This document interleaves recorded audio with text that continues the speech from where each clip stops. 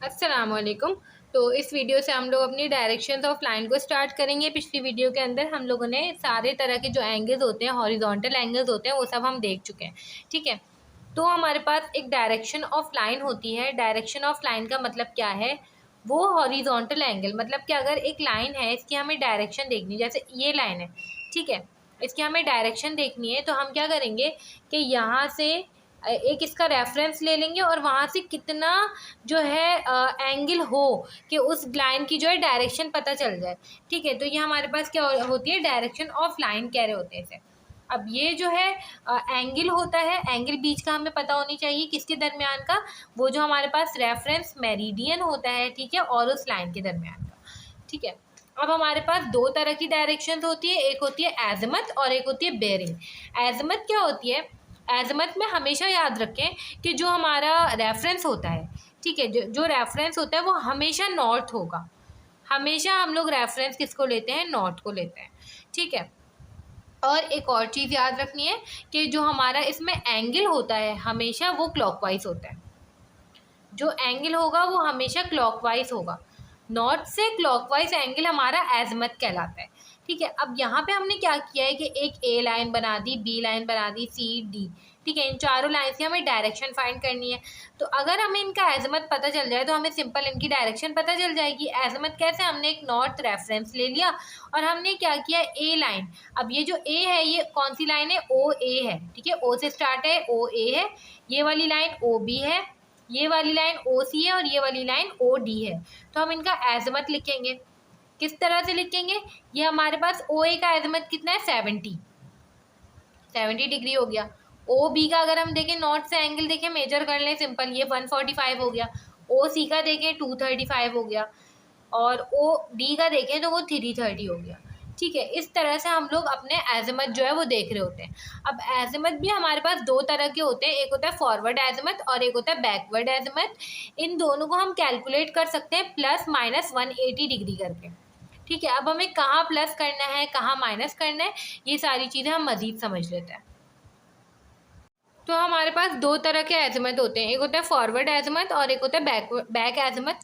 ठीक है, अगर हमें किसी भी लाइन की फॉरवर्ड डायरेक्शन देखनी हो तो वो फॉरवर्ड एज़िमुथ कहलाता है। ठीक है, और अगर हम किसी लाइन की बैक डायरेक्शन देख रहे होते हैं तो वो बैकवर्ड जो है एज़िमुथ कहलाता है। ठीक है, अब हमें फॉरवर्ड और बैक एज़िमुथ जो है वो हम वाइस वर्सा बदल सकते हैं, फॉरवर्ड को बैक में और बैक को फॉरवर्ड में। अगर हमें कहा जाए ये जो ओ है, ओ और ए है, ये हमारे पास फॉरवर्ड एज़िमुथ है और आप इसका बैक एज़िमुथ निकालो। ये जो दोनों चीज़ें मैंने वही बनाई है जो हमने एज़िमुथ में देखा था, बस मैंने इसको अलग अलग करके बना दिया है। ओ ए हमने देखा था पिछले, उसमें एंगल 70 डिग्री था। ठीक है, और हमें कह रहे थे कि भाई आपको इसका बैक एज़िमुथ निकालना है। तो हम इसका बैक एज़िमुथ कैसे निकालेंगे? सिंपल है, हमें ना इसकी डायरेक्शन चेंज करनी है। ऐसा नहीं हो कि क्लॉकवाइज से हमने इसको एंटी क्लॉकवाइज कर दिया तो हमारे पास बैक एज़िमुथ आ गया। इस तरह से कुछ भी नहीं है, नॉर्थ से ही होगा, नॉर्थ ही इसका रेफरेंस होगा, क्लॉकवाइज ही हमने मेजर करना है। सिंपल, हमने क्या किया, उस लाइन को पीछे की तरफ एक्सटेंड कर देना है। अब हमें पूरा एंगल बताना है, जो पूरा एंगल होगा वो हमारे पास इसका बैक एज़िमुथ कहलाएगा। ठीक है, तो अगर हमें बैक एज़िमुथ इसका निकालना होगा तो हम क्या करेंगे, 70 प्लस का 180, 250 डिग्री, ये हमारे पास इसका बैक एज़िमुथ हो जाएगा। इसी तरह से अगर हमारे पास इस तरह से ओ सी हमारे पास था 235। ठीक है, हमें कहते हैं कि भाई अब इसका बैक एज़िमुथ निकालो, तो हम कैसे निकालेंगे? अब हमें कैसे पता चलेगा प्लस 180 करें या माइनस 180 करें? तो सिंपल है, इसको हमने पीछे की तरफ एक्सटेंड कर दिया, ये रहा, ये ओ सी ऐसे बना हुआ था, ये पीछे की तरफ एक्सटेंड किया। जैसे पीछे की तरफ एक्सटेंड किया तो हमें अब ये वाला एंगल बताना है। ये वाला एंगल कैसे निकालेंगे? 235 डिग्री माइनस का 180 डिग्री करके, 180 को माइनस करेंगे, ये वाला एंगल आ जाएगा जो कि हमारे पास बराबर होगा 55 डिग्री के। तो इस तरह से हम फॉरवर्ड एज़िमुथ को बैक में और बैक को फॉरवर्ड में कन्वर्ट कर सकते हैं। बस हमें देखना होता है कि हमें प्लस 180 करना है या माइनस 180 करना है। तो अगर हम इसकी एक ट्रिक याद रखना चाहें कि हमें कहाँ पे प्लस 180 करना है, कहाँ पे माइनस 180 करना है, तो सिंपल है, अगर हमारे पास ये इस तरह से 180 यहाँ से लेके अगर ये फर्स्ट क्वाड्रेंट या सेकंड क्वाड्रेंट इन दोनों में लाया करता है तो हमें प्लस 180 करना होगा। सही है। और अगर वो थर्ड या फोर्थ में लाई करता है तो हमें -180 करना होगा। ये चीज़ हमें ध्यान में रखनी है। इसको हम इस तरह से रख सकते हैं, ये 70 यहाँ तक है, यहाँ पे 90 होगा, यहाँ पे 180 होगा, इधर 180 होगा। ठीक है, तो 180 से छोटा होगा तो हमारे पास क्या होगा, माइनस होगा, सॉरी प्लस होगा। ठीक है, और अगर 180 से बड़ा होगा तो हमारे पास माइनस होगा। ये चीज़ हमें ध्यान में रखनी है। बाकी ये बिल्कुल ऐसी होगी सारी चीज़ें। ठीक है, अब देखें हम डायरेक्शंस ऑफ लाइन को हमने दो जो है हिस्सों में डिवाइड किया था। एक हमारे पास एज़िमुथ था और एक हमारे पास बेयरिंग थी। एज़िमुथ हमने देख लिया है कि क्या होता है, हॉरिजॉन्टल एंगल होता है। ठीक है, क्लॉकवाइज होता है, नॉर्थ से मेजर कर रहे होते हैं। जो बेयरिंग होती है हमारे पास वो दो तरह की होती है, एक होती है होल सर्कल बेयरिंग और एक होती है क्वाड्रेंट बेयरिंग।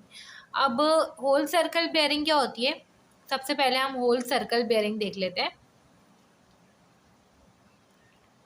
जो होल सर्कल बेयरिंग होती है वो भी हमारे पास क्या होती है, नॉर्थ से ही मेजर होती है। ठीक है, और ये भी हमारे पास क्लॉकवाइज मेजर होती है। ये बिल्कुल वही है जो हमारे पास एज़िमुथ है। एज़िमुथ और होल सर्कल बेयरिंग में कोई फ़र्क नहीं है, बस यूके या यूएस का फ़र्क है। किसी में उसको एज़िमुथ कहते हैं, किसी में उसको होल सर्कल बेयरिंग कहते हैं। ठीक है, तो होल सर्कल बेयरिंग हमें पता है कि वो क्या होती है। दूसरी चीज़ है हमारे पास क्वाड्रेंट बेयरिंग। अच्छा, होल सर्कल बेयरिंग जो है वो हमें नाम से भी पता चला है कि इसमें क्या होगा, होल सर्कल मेजर होगा। मतलब कि जो एंगल हो सकता है वो 0 से 360 के दरमियान कुछ भी हो सकता है। सही है। अब जो क्वाड्रेंट बेयरिंग होती है वो सिर्फ एक क्वाड्रेंट के अंदर ही हो सकती है। मतलब कि इसमें जो एंगल होता है ना, 0 से लेके 90, हमेशा 0 से लेके 90 तक होगा, एक्यूट होगी ये। ठीक है, अब जैसे कि फॉर एग्जाम्पल हमारे पास इस तरह से क्वाड्रेंट होते हैं। ठीक है, अब इसके जो रेफरेंस होते हैं या तो वो नॉर्थ हो सकता है या तो वो साउथ हो सकता है। ऐसा नहीं है ईस्ट से भी शुरू हो गया एंगल, वेस्ट से भी शुरू हो गया। ठीक है, या तो वो जो एंगल है वो नॉर्थ से शुरू हो सकता है या साउथ से शुरू होता है। और इसके अंदर जो है हमारे पास क्वाड्रेंट बेयरिंग के अंदर जो है या तो वो क्लॉकवाइज भी हो सकता है या तो वो एंटी क्लॉकवाइज भी हो सकता है। नॉर्थ से या तो इधर जाएगा या तो इधर जाएगा। इसी तरह साउथ से भी या तो वो क्लॉकवाइज भी हो सकता है या तो वो एंटी क्लॉकवाइज भी हो सकता है। दोनों चीज़ें हो सकती हैं। ठीक है, ये दोनों चीज़ें हो गई, हमें पता चल गया क्वाड्रेंट बेयरिंग में 0 से 90 तक का होगा। नॉर्थ या साउथ इसके रेफरेंस पॉइंट होते हैं, ईस्ट या वेस्ट की तरफ जाएगा हमेशा। सही है। अब इसके लिखने का तरीका क्या होता है, अगर अब ये हमने ओ ए लाइन बना दी। अब हम देख रहे हैं कि हमने इसकी जो एज़िमुथ बनाया था या होल सर्कल बेयरिंग, इसे हम कह दें 70 डिग्री है, तो इसको क्वाड्रेंट बेयरिंग में हम लिखेंगे किस तरह। ठीक है, तो इसको क्वाड्रेंट बेयरिंग में लिखने का तरीका ये होता है कि जहाँ से शुरू हुआ है उसको हम पहले एन या एस में से ही पहले आता है। नॉर्थ या साउथ में से ही पहले आ सकता है, क्योंकि नॉर्थ या साउथ से ही शुरू होता है, वही रेफरेंस होता है हमारा। ठीक है, उसके बाद अपना एंगल लिखते हैं 70 डिग्री, किस तरफ जा रहा है। ईस्ट की तरफ जा रहे हैं तो ई लिखेंगे, वेस्ट की तरफ जा रहे हैं तो वेस्ट डब्ल्यू लिखेंगे। इस तरह से ये रिप्रेजेंटेशन होती है क्वाड्रेंट बेयरिंग की, ओ ए इक्वल्स टू। ठीक है, अब हमारे पास अगर फॉर एग्जांपल जो एंगल है वो साउथ पर ही बना हुआ हो या ईस्ट पर ही बना हुआ हो या वेस्ट पर ही बना हुआ हो तो क्या होगा, तो अगर वो नॉर्थ पर बना हुआ होगा तो उसे हम कहेंगे ड्यू नॉर्थ। अगर वो ईस्ट पर है तो उसे हम कहेंगे ड्यू ईस्ट। अगर वो साउथ में है तो उसे हम कहेंगे ड्यू साउथ। तो इस तरह से करके हम लोग ये क्वाड्रेंट बेयरिंग देख रहे होते हैं। अच्छा, तो अब हमारे पास दो तरह की बेयरिंग्स होती हैं। ठीक है, एक होती है बैक बेयरिंग और एक होती है फॉरवर्ड बेयरिंग। अगर हम देखें, अगर हम इस तरह से बनाएं, हमारा सबसे पहला स्टेशन है ए। ठीक है, दूसरा स्टेशन है बी, तीसरा स्टेशन है सी और चौथा है डी। इस तरह से हम लोग लाइन एक्सटेंड कर दें और अगर हम इस पे कंपास से मेजर करें इनकी डायरेक्शंस, तो हमारे पास यहाँ पे कितने तरह के पॉइंट्स होंगे। एक होगा ए बी, फिर बी सी, फिर सी डी। ये लाइंस है हमारे पास। एक लाइन ए से लेके बी, तो ये लाइन एक ही है ना, तो बी से लेके ए भी हो सकती है, बी ए। इसी तरह बी से सी लाइन है, सी से लेके बी भी हो सकती है, सी से डी है, डी से लेके सी भी हो सकती है। तो यहाँ पे सिंपल हमें कॉन्सेप्ट पता चल रहा है कि क्या है यहाँ पे। ये हमारे पास फॉरवर्ड बेयरिंग्स है और अगर हम उसको बैकवर्ड देखते हैं तो वो हमारे पास बैक बेयरिंग्स है। ठीक है, ये हमारे पास है। अब हमें ये पता होना चाहिए कि अगर हमारे पास कोई फॉरवर्ड बेयरिंग लिखी हुई है तो हम उसको बैक बेयरिंग में किस तरह कन्वर्ट कर सकते हैं। ठीक है, तो अगर फॉर एग्जांपल मेरे पास कोई फॉरवर्ड बेयरिंग लिखी हुई है N 44 डिग्री ईस्ट। ठीक है, ये हमारे पास फॉरवर्ड बेयरिंग लिखी हुई है। और मुझे इसको किस में कन्वर्ट करना है, मुझे इसको बैक बेयरिंग में कन्वर्ट करना है। तो मैं क्या करूँगी, इसको सिंपल नॉर्थ है तो नॉर्थ या साउथ में से, नॉर्थ है तो यहाँ साउथ लिख देंगे, साउथ है तो नॉर्थ लिख देंगे। यहाँ पे मैं साउथ लिख दूंगी, एंगल वही रहेगा। ईस्ट है तो वेस्ट लिख देंगे, वेस्ट है तो ईस्ट लिख देंगे। ये सिंपल हमने इसकी बैक बेयरिंग लिख दी। तो इस तरह से हम लोग बैक बेयरिंग को फॉरवर्ड बेयरिंग में और फॉरवर्ड बेयरिंग को बैक बेयरिंग में कन्वर्ट कर सकते हैं। ठीक है, अब हम कुछ न्यूमेरिकल्स देख लेते हैं कि जो बेयरिंग के न्यूमेरिकल्स हैं हमें वो किस तरह से सॉल्व करने हैं। अब ये हमारे पास बेयरिंग के न्यूमेरिकल्स हैं। फॉर एग्जाम्पल पहला क्वेश्चन है हमारे पास, the whole circle bearing of a boundary line is 128 degree 13 minutes 46 seconds, convert this to a quadrant bearing. अब सबसे पहले तो हम इसको क्या करेंगे, बना लेंगे ताकि हमें जो है कन्फ्यूजन हमें कोई भी ना हो। ये हमारे पास नॉर्थ है, साउथ है, ईस्ट है, वेस्ट है। ठीक है, और होल सर्कल बेयरिंग है तो ये एजमथ ही कहलाता है, मतलब कि नॉर्थ से मेजर होगा, क्लॉकवाइज मेजर होगा। और ये 90 की है तो 180 यहाँ तक होता है, तो ये कहीं इधर लाई कर रहा होगा। सही है, ये हमारे पास कितना हो जाएगा, 128 डिग्री 13 मिनट्स 46 सेकेंड्स। अब हमें क्या करना होगा कि हमें इसके क्वाड्रेंट बेयरिंग निकालनी है। क्वाड्रेंट बेयरिंग क्या होती है, या तो वो नॉर्थ से मेजर होती है या तो वो साउथ से मेजर होती है। ठीक है, तो नॉर्थ से मेजर होगी या साउथ से मेजर होगी। अब नॉर्थ से मेजर होगी तो वो 90 डिग्री तक ही होनी चाहिए थी बस, है ना। तो ये 90 डिग्री से ऊपर जा रहे हैं तो मतलब कि साउथ से मेजर होगी। तो हमें ये वाला एंगल पता लगाना है इसका। तो ये वाला एंगल हम कैसे पता लगा सकते हैं, सिंपल है, 180 में से हम लोग ये माइनस कर देंगे तो हमें ये वाली चीज़ पता चल जाएगी। ठीक है, तो 180 डिग्री में से हम माइनस कर देंगे 128 डिग्री 13 मिनट्स 46 सेकेंड्स, तो हमारे पास ये आ जाएगा। करके देख लेते हैं।